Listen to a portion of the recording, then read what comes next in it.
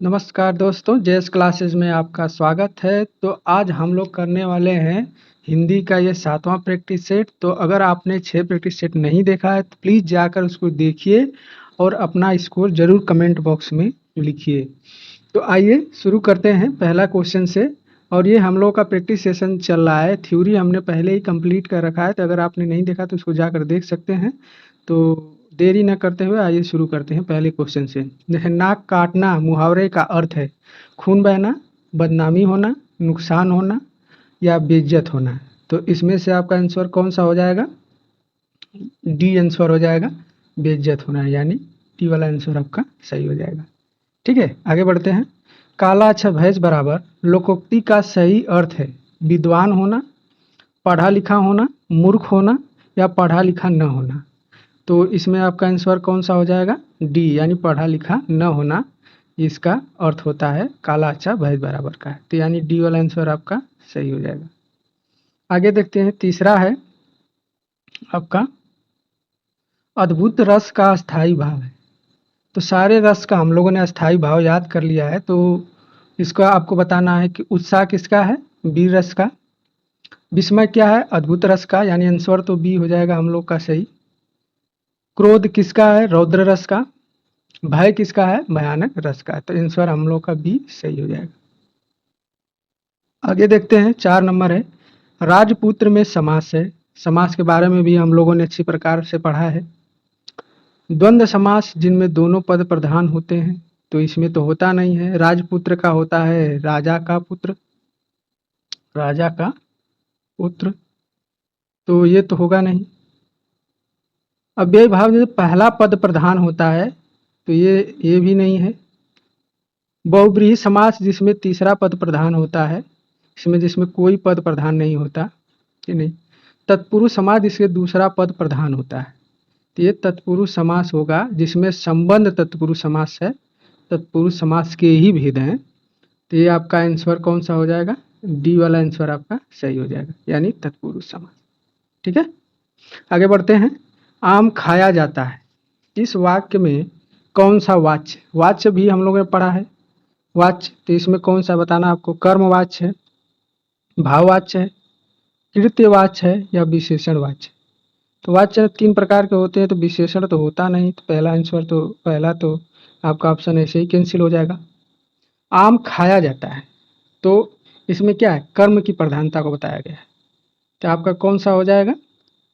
ए वाला आंसर सही हो जाएगा। ठीक है, आम खाया जाता है। तो ये थोड़ा मिस्टेक है, 1 मिनट रुक जाइए, थोड़ा देखते हैं इसको। तो ए वाला आंसर आपका सही हो जाएगा, कर्मवाच्य। ठीक है, तो ऑप्शन ए आपका सही हो जाएगा, यानी ए वाला आंसर आपका सही हो जाएगा। आगे बढ़ते हैं। आगे दिया हुआ कि हिंदी में अल्प विराम का चिन्ह है। तो आपको अल्प विराम का चिन्ह बताना। इसमें पहला कौन है? संबोधन का। दूसरा है अर्ध विराम बोलते हैं इसको। ये है अल्प विराम का, ये प्रश्नवाचक चिन्ह। तो ये आपका सी वाला आंसर हो जाएगा, अल्प विराम का। परमार्थ का संधि विच्छेद है।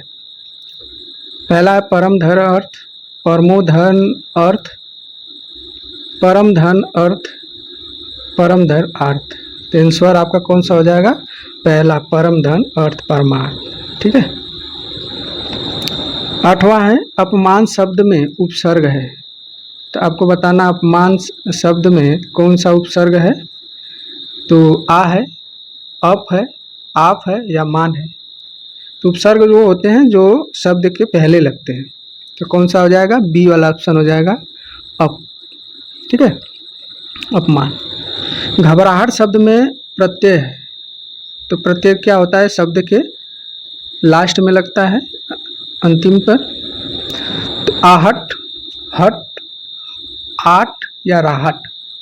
तो इसमें कौन सा प्रत्यय है? आहट, यानी घबराहट में कौन सा प्रत्यय? आहट, यानी ये वाला आंसर आपका सही हो जाएगा।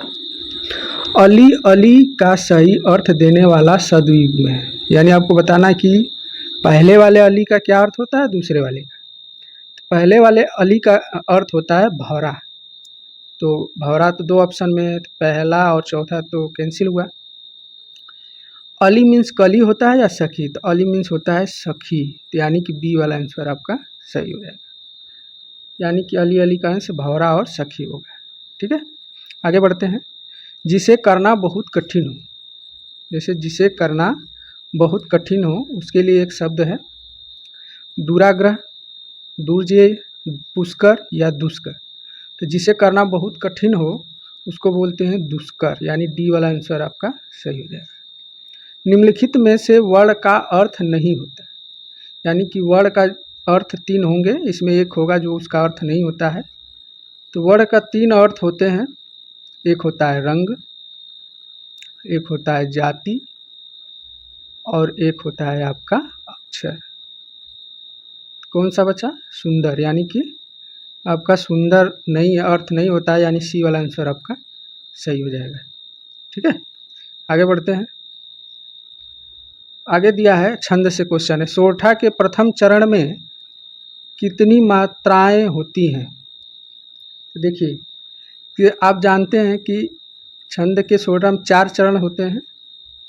4 चरण में पहला यानी कि पहला और तीसरा और दूसरा और चौथा, पहला तीसरा को बोलते हैं विषम चरण। तो इसमें होते हैं 11-11 मात्राएं।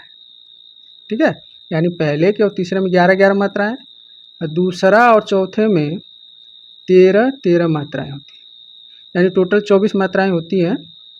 लेकिन यहाँ पर प्रथम चरण में तो यानी पहला चरण ये है, तो यानी इसमें कितनी मात्राएं? 11 मात्रा, यानी विषम चरण, यानी पहला आंसर आपका सही हो जाएगा। आगे है निम्नलिखित में से कौन सा शब्द स्त्रीलिंग है? सुंदरता, चंद्रमा, बादल, हाथ। तो हम लोगों ने पहले भी जिक्र इसका कर लिया था कि अगर किसी भी स्त्री या पुल्लिंग का पता करना है तो 3 माध्यम हैं इसके पता करने के। पहला आपका पहला सर्वनाम,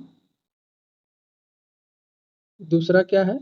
विशेषण, और तीसरा क्या है आपका? क्रिया। तो ये 3 माध्यम है, तीनों माध्यम से पता कर सकते हैं। देखिए पहला है सुंदरता, ठीक है, मेरा सुंदरता होता है या मेरी सुंदरता? मेरी सुंदरता, यानी पहले स्त्रीलिंग, पहले आंसर आपका सही हो जाएगा। स्त्रीलिंग पूछा है तो स्त्रीलिंग पहला आंसर आपका सही हो जाएगा। देखिए चंद्रमा अच्छा है, चंद्रमा अच्छा है, ये आपका नहीं हो सकता। बादल, बादल बरस रहे हैं, अच्छे बादल होते हैं, अच्छा बादल, अच्छी बादल या अच्छा बादल? अच्छा बादल, ये भी नहीं होगा। मेरी हाथ या मेरा हाथ? मेरा हाथ होता है, यानी ए वाला आंसर आपका स्त्रीलिंग हो जाएगा। ठीक है, आगे देखते हैं। 15 है, निम्नलिखित में से कौन सा शब्द स्त्रीलिंग नहीं है? यानी पुल्लिंग की बात किया गया है इसमें, यानी उसमें बताना पुल्लिंग कौन सा है। आशा, मेरी आशा, सागर, आज्ञा, गरिमा। तो आशा, आज्ञा, गरिमा, ये तीनों कौन है? स्त्रीलिंग। ये आपके क्या है? स्त्रीलिंग। ये सागर एक कौन सा है? ये पुल्लिंग, यानी स्त्रीलिंग नहीं। 16 नंबर है आपका कि निम्न में से कौन सा शब्द अलंकार के भेद नहीं? इसमें आपको बताना है कि शब्द अलंकार के भेद कौन सा नहीं, यानी अर्थालंकार, यमक अलंकार, अनुप्रास अलंकार, श्लेष अलंकार या रूपक। तो आपका यमक अलंकार अर्थालंकार होता है, आपका यह अनुप्रास अलंकार ये भी होता है, श्लेष अलंकार ये भी होता है, यानी रूपक अलंकार एक अर्थालंकार होता है। यानी आंसर आपका कौन सा हो जाएगा? डी वाला आंसर, यानी रूपक अलंकार सप्ताह अलंकार के भेद नहीं। आगे है 17 नंबर है आपका कि निम्न में से दंत ध्वनि। देखिए दंत ध्वनि, पहले तो इसको याद करने के लिए हिंदी में कष्टपक बोलते हैं या इंग्लिश में KTMDO,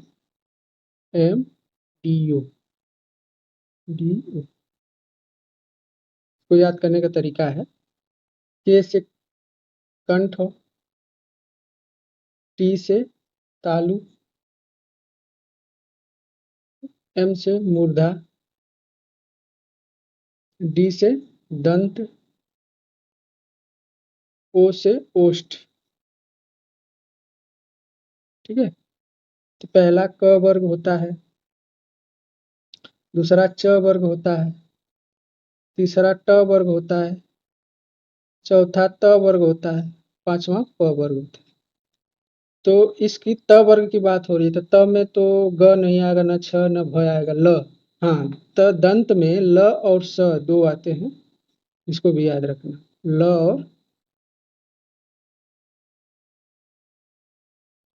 और स।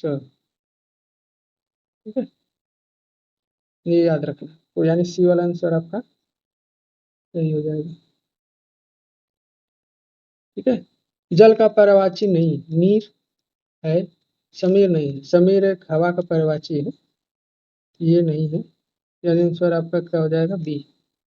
निम्नलिखित में से तद्भव शब्द है, यानी तद्भव को बताना है, इसमें से तद्भव शब्द कौन सा है।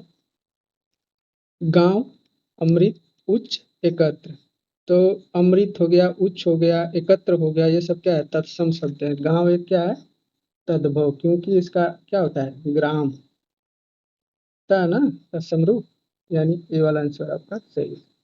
निम्नलिखित में से तत्सम शब्द है, गाय, गधा, घोड़ा, घड़ा। इसमें तत्सम शब्द बताना है।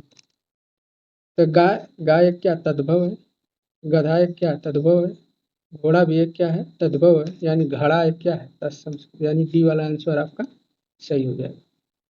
तो ये वीडियो आपको कैसा लगा, कमेंट बॉक्स में जरूर लिखा करिए, अपना राय जरूर दीजिए कि हमारा वीडियो कैसा लगता है।